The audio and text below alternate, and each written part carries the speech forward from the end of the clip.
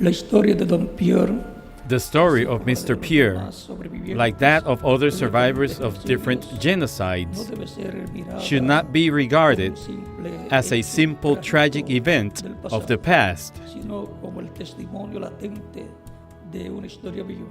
but as the latent testimony of a living story filled with valuable lessons for the present and future generations concerning the need to break the silence and counteract anti-Semitism, intolerance, hatred, and discrimination.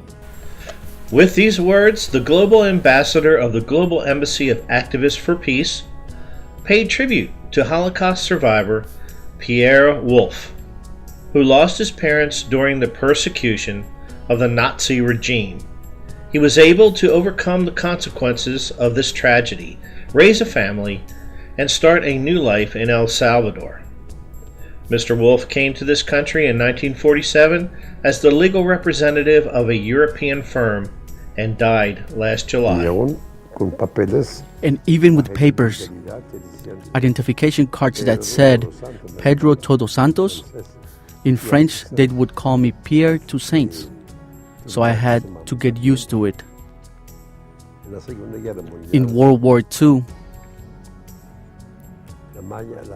most of the people were passive. They were not interested in what was happening to the Jews, right?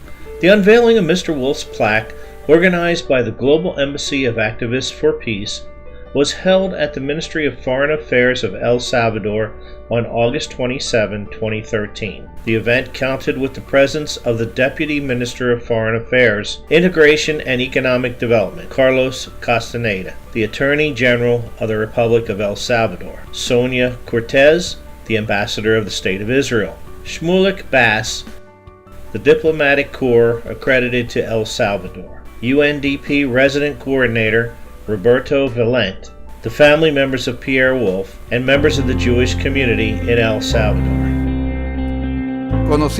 We know that the mission of this project is to acknowledge the legacy of the Holocaust survivors, a painful chapter of world history in which more than 20 million people died, which has definitely left us lessons that we must not forget.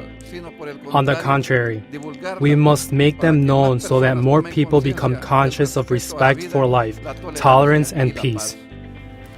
I have no doubt that as citizens of this world, we must be vigilant so that another Holocaust does not take place, nor any other brutal killing of innocent people. A project like this strengthens one's faith that this cannot happen again. Jacqueline Wolff, the daughter of Pierre Wolff, gave an emotional speech recalling her late father, a man who, despite the sufferings he endured, never showed resentment and instilled values in her and her family.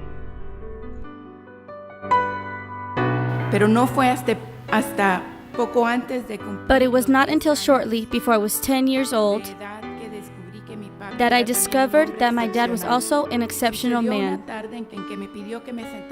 It happened one evening when he asked me to sit down with him in the living room. He told me about the day he returned from school to an empty house because his parents had been kidnapped by Germans, to be killed shortly afterwards in the Auschwitz gas chambers. Despite having lived such difficult moments, he was a kind, decent, wise man, a man who loved and respected life.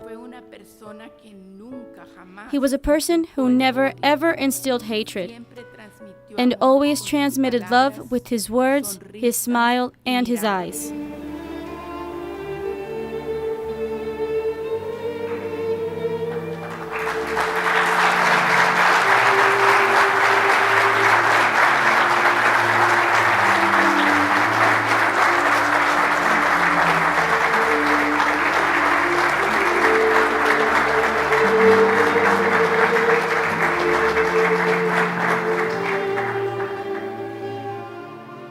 This symbol, which aims to keep alive the memory of Holocaust survivors as a way to prevent a new genocide, will remain in exhibition at the Ministry of Foreign Affairs for 1 month.